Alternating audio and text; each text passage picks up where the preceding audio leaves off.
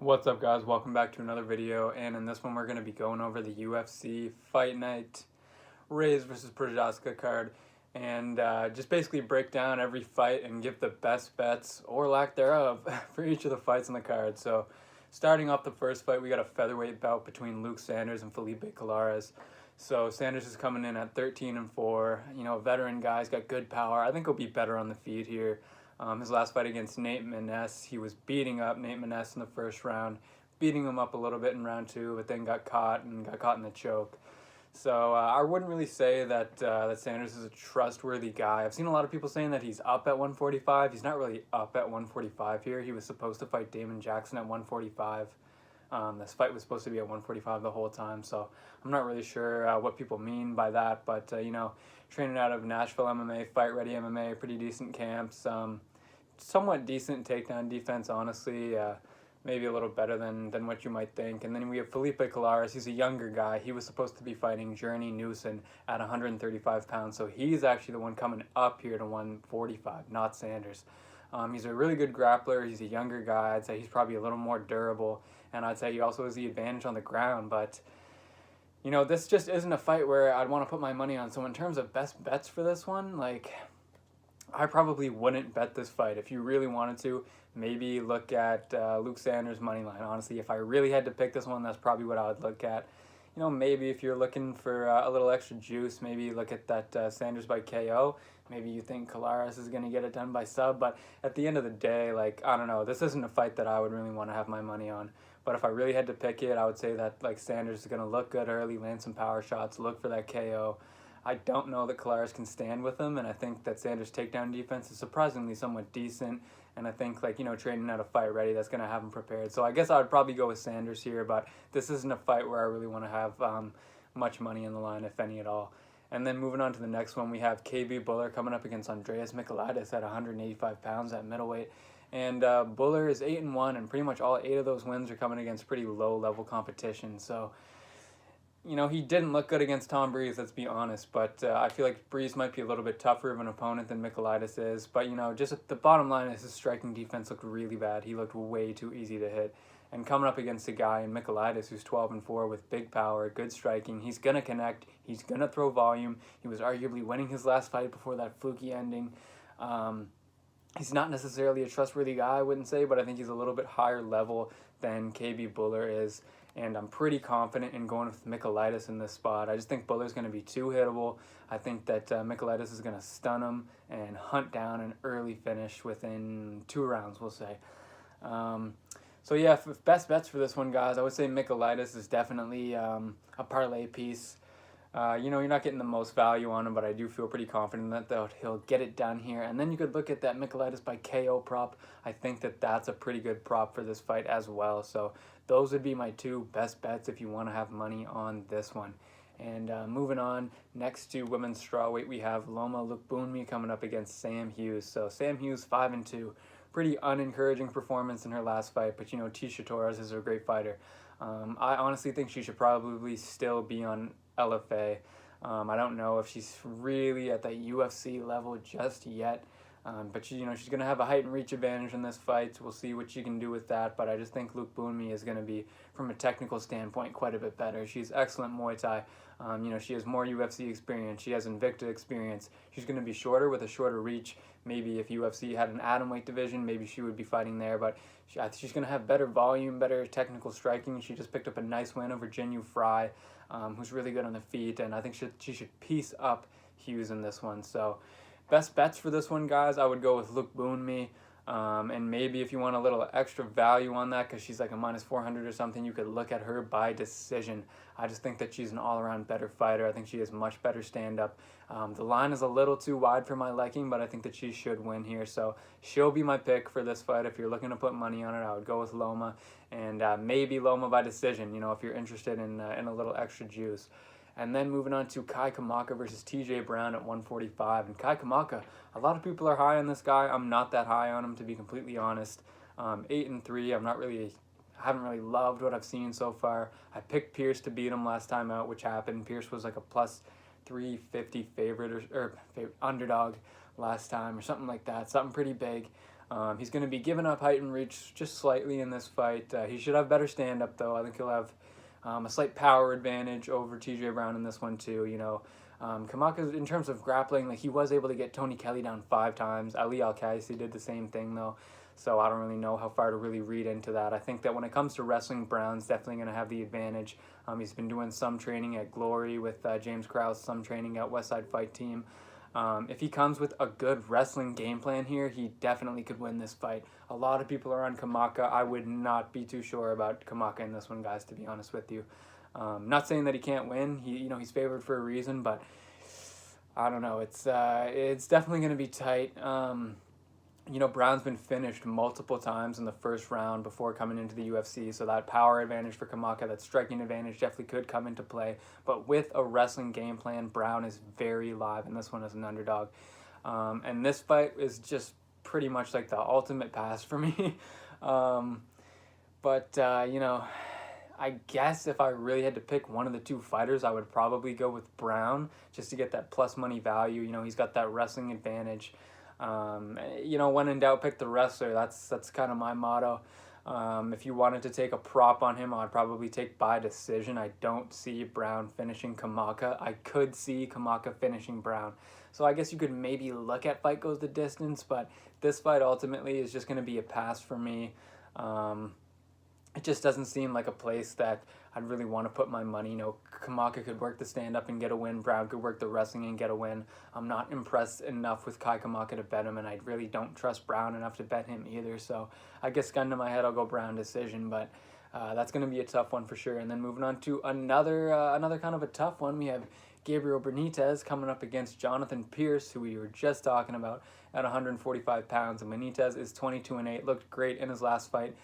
He's going to come in here, throw some good volume, but he is at a big height disadvantage here. Very similar reach, though, so I'm not going to take the height into account all that much. Training at American Kickboxing Academy, absolutely love to see that. He could get taken down. Pierce is good with the takedowns, but, training at an AKA, you would think that this would be a large part of his camp coming into this fight, knowing that Pierce is going to want to get it to the ground. So he will be active on the ground, though, and, hunt submissions, but if you get taken down too much, that's just not a good sign. And he should have the advantage on the feet, though, I would say. But then you look at Jonathan Pierce, look across the bow, coming in at 10-4, training at the MMA lab. That camp has been doing really well lately, getting some wins. He had a big win as like a plus 350 underdog over Kai Kamaka last fight, which we were just talking about.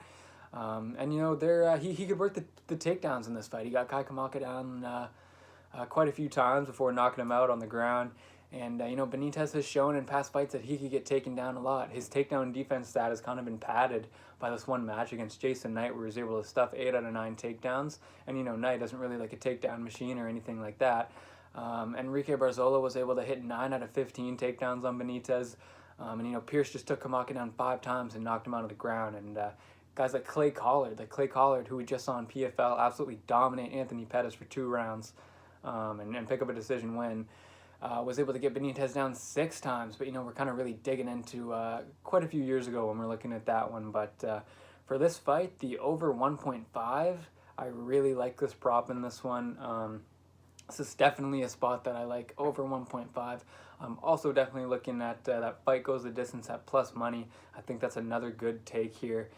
And then if I was forced to pick one of the two guys in terms of putting money down, I don't know. I mean, Benitez did look really good in his last fight. If that's where you're leaning, I totally see that. But I don't know. If it was me, I would probably be looking at Pierce for that plus money, maybe Pierce by decision. But I definitely think that over 1.5 and fight goes the distance are my 2 favorite plays on this fight. So those would be my 2 best bets for Benitez versus Pierce. Both these guys fight at a relatively high pace.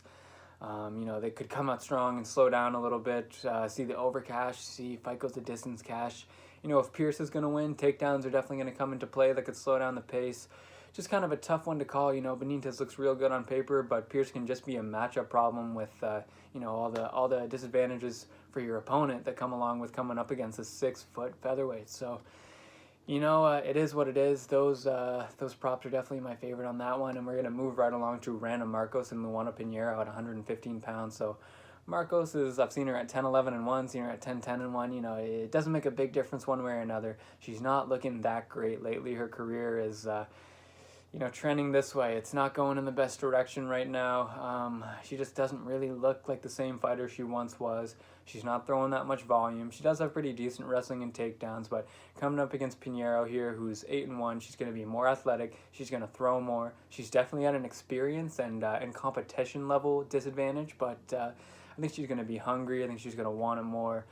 She's quite a bit younger, so I think that Pinheiro is definitely the pick in this one. My best bet for this fight is going to be Pinheiro. Marcos, I just don't know if she's really at UFC level anymore. I think that if Pinheiro gets the win over her, they're going to be taking a hard look at her. And yeah, if I had to give you a best bet here, it would be just bet Pinheiro. She could be a potential parlay piece for you. But it's not super confident. So then if we have a look at the next fight coming up, we have Poliana Botelho coming up against Luana Carolina at 125 pounds. So Botelho coming in at 8-3. She just lost to Jillian Robertson. A lot of people are pretty high in Jillian Robertson. I'm not really the strongest believer in her, but she's still pretty good. So I won't hold that loss against Poliana. But she was supposed to fight Ji-Yeon Kim in this one, who's a good boxer with a decent ground game. Then she was supposed to fight Maria Bueno Silva, who's really good on the ground. And now she's coming up against Luana Carolina here. So she's much better on paper than Carolina, I would say. But, Luana Carolina could give her trouble on the feet. But I think Botelho is going to be much stronger. She looks really strong since coming up to 125. I think her head movement is going to be better. I think just all her techniques on the feet are going to be better. I feel like she's probably going to be better everywhere, to be honest with you. She's had a longer camp coming into this. Carolina coming in at 6-2. She's won 2 of her last 3. She got knee barred super early by Ariane Lipski in her last fight. In the first round. She does throw pretty decent volume. She's not afraid to lead. She has stuffed 7 out of 7 takedowns in her UFC career so far. She's somewhat active off the ground, but her head movement isn't the greatest. She kind of stays in the center line a lot, is pretty hittable, not really great footwork, not really setting up strikes that well. I feel like her chin is pretty vulnerable as it is, and with the shorter camp coming in here, I just feel like Botelho is going to get this done. So for my best bet on this one, I would say take Poliana Botelho. I see her kind of walking her down, have an advantage in strength, an advantage in technique. I think Carolina's going to look to throw, but I just don't see her finding success here. So my best bet on this one is going to be Poliana Botelho. And now moving on to Merab Dvalishvili coming up against Cody Stamann at featherweight. So Dvalishvili at 12-4, training out of Sarah Jiu-Jitsu in New York. He's a takedown machine. He's a workhorse. He's got extremely good cardio and conditioning. Casey Kenny, that's a good wrestler, right? Dvalishvili took him down 12 times. Gustavo Lopez got taken down 13 times by Merab. Ricky Simone was able to finish Merab, but he was taken down 6 times to 2, and Ricky Simone's an elite wrestler. So Merab also has pretty decent stand-up. I think he'll be better than Stamann on the feet, not by a ton, but I think he will have a slight advantage there. He beat John Dodson, only taking him down 2 times in that fight, and Dodson has much better striking than what Stamann is going to have. Probably has a little bit better striking than Merab has. But, Stamann is coming in with an excellent record of 19-3-1. He's a really good wrestler. When he fought Aljamain Sterling, he did get finished, but he was able to take him down 3 times to 2. But then once they got to the ground, Aljo was a lot better actually on the ground with his jiu-jitsu. And I think that this is going to be the case in this fight too. I think that Dvalishvili is going to be a lot better actually on the ground than Stamann. Do I think Stamann has the ability to get Merab to the ground? Yes. Once he gets there, do I think he's going to have the advantage? No, I don't think so. He's pretty active on the feet though. He's not afraid to throw volume. He's pretty all-around skilled. He's back down at 135 again from 145 after fighting at 145 for a little bit. Did I say? I actually said this fight was 145. That's incorrect. This is a bantamweight fight at 135. Stamann is down from 145 here after fighting there a couple times. And people are thinking that this is a lock for Merab. I don't think so whatsoever. I think that Stamann is a lot more live in this fight than people might have you believe. But if I'm gonna go and give you guys a pick on this one, I think that Merab Dvalishvili is probably going to be the pick, probably by decision. So that's a nice prop you could look at. Fight goes the distance. You could have a look at that too. I don't think it's paying that well though. So I guess if I really had to pick one here, I'd go with Merab and probably Merab by decision.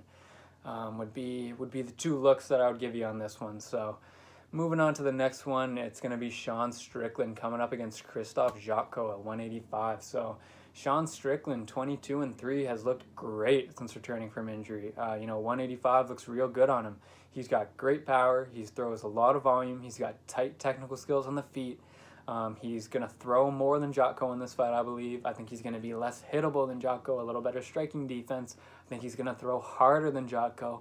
And, his takedown defense is pretty good. He beat Brendan Allen, who technically never actually attempted an official takedown on him. But, if he could have, I'm sure he would have shot right in there. That's exactly what he's looking for. And all the Allen bettors were begging for him to do that, including me.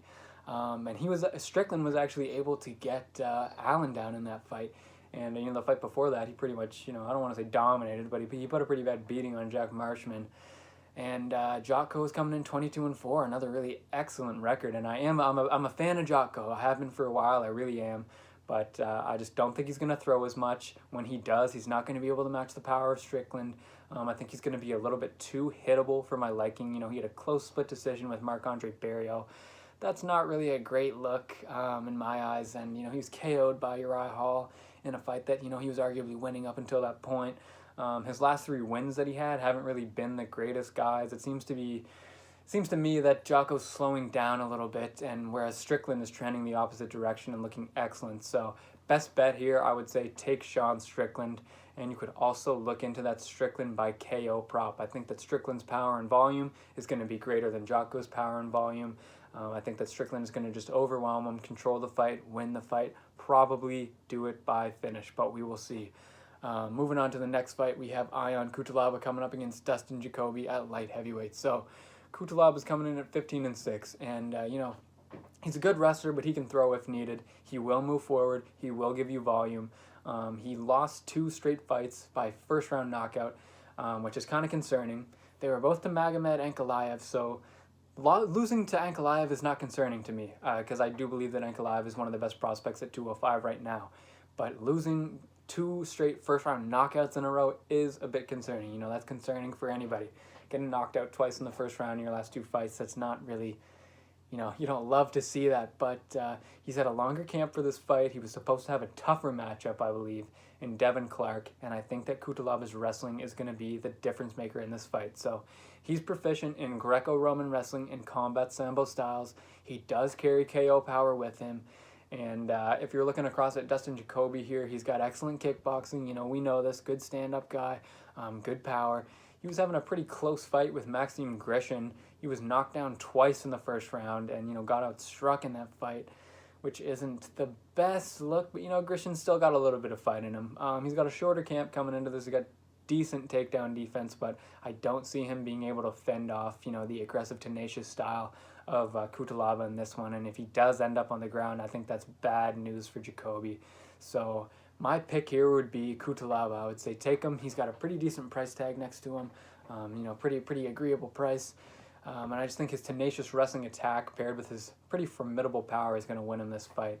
Jacoby has a chance on the feet, and, Cutelaba can be KO'd. It happened to him in both of his last fights in the first round, so tread carefully. But I do think that Cutelaba has all the tools to make this a sweat-free spot for you here. So I would say have a look at Cutelaba on this one for my best bet. And also, have a look at Cutelaba by decision. That seems like it's paying pretty crazy, and I feel like that's definitely possible in this fight for sure. So maybe have a look at that prop too. And moving on to the co-main event, we have Cub Swanson versus Giga Chikadze coming up at featherweight. So Cub Swanson, obviously, we don't really have to say too much. Everyone knows who this guy is. 27-11, 37 years old. He's going to be giving up a major height and reach advantage in this one. Training out of Jackson Wink, we don't have to talk about the talent that they have there. He does throw good volume. He looked pretty good in his last 2 fights against Kron Gracie and Pineda, but not really the best competition. And against kind of that one-step-up competition, he hasn't been too successful lately. And I do believe that Chikadze is a step above those guys. So for Giga Chikadze, I think this is a good matchup for him. He's much taller and longer. That suits his style. He's going to be quicker. He's aggressive. He wants to punish you. He continues to put on impressive performances. And I think that his kick arsenal is going to be problematic for Cub in this one. Former Glory kickboxer, and the diverse, variety of options that Chikadze has on the feet is, I think, going to be problematic for Cub, and I think that's going to be key in this matchup. So if I had to give you a best bet here, I would probably say Giga Chikadze. And I think he's going to pull this one off by decision. I think that Chikadze's swift kickboxing attack, the youth advantage, 5 years, is going to propel him to victory in this fight. So my best bet is going to be Chikadze and that decision prop to make it a little bit juicier, get you that that nice plus money. And now moving on to the main event, this is an interesting fight here. Dominic Reyes versus Yuri Prochazka. Reyes coming in 12-2. Pretty small sample size for someone who, is at the status of Reyes, a high-ranked guy. His only losses have come in championship bouts to John Jones and Jan Blachowicz. And that John Jones fight, we don't have to talk about it. A lot of people think that he won. I'm right there with him. I believe that he won that fight. I thought he looked better than Jones. I thought he won 3-2 in that fight. He had very convincing wins over OSP and Jared Cannonier. He had a close fight with Volkan Ozdemir, who's a common opponent with Yuri here. We'll talk about that when we go over to Yuri in a little bit. He had that quick win over Chris Weidman, so we know that Reyes can hang with the best. There's no doubt about it. He's been in there with top guys, but there's just something there that you don't like, and you can't really put your finger on it. There's a reason a lot of people are on Yuri for this fight. There's a reason the books are on Yuri for this fight. There's a reason a lot of fellow fighters are on Yuri for this fight. And, Yuri coming in 27-3-1, much larger sample size, compared to Reyes, but the competition level has been so much lesser that it's tough to measure. They do have the common opponent of Volk and Ozdemir, but, Prochazka was kind of getting pieced up in the first round of that fight. But every time he did land those power shots, Ozdemir was feeling those for sure. And, he's feeling like he was in trouble getting hit with those. Prochazka definitely took more damage than Ozdemir in the first round, but he seemed in real good condition to start round 2. He didn't really seem phased. Can he take those shots from Reyes? We don't really know, but I don't know. That power from Prochazka, that willingness to put it all on the line and get at it. If I had to give you a best bet in this fight, I would probably say fight does not go the distance. I think if Yuri is going to lose this fight, he's going to be reckless and get knocked out. And if he wins this fight, I think he's going to be reckless and find a knockout. So I think that Yuri is definitely going to be the catalyst in this fight, one way or another, whichever way we see the result going. But I do think that if I had to give you the best bet, I would say fight does not go the distance. If I had to pick one of the guys, I would probably say Yuri Prochazka.